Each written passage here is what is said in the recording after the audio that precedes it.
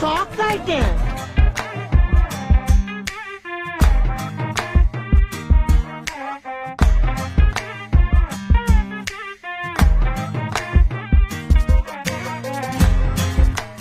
பாவங்க, அவரே கன்ஃபியூஸ் ஆயிட்டாரு. கல்யாண மணமேடையில மாப்பிளைய பொண்ணு கழுத்துல தாலிய போட சொன்னா, அந்த தாலி எடுத்து பொண்ணு கழுத்துல போடாம வெறும் கொக்கி மட்டும் போட்டுட்டு ஐயோ கழுத்துல போட மறந்துட்டேனே அப்படின்னு சொல்லிட்டு கன்ஃபியூஸ் ஆயிட்டாரு. இந்த வீடியோ இப்ப சோசியல் மீடியால வைரலா போயிட்டு இருக்கு.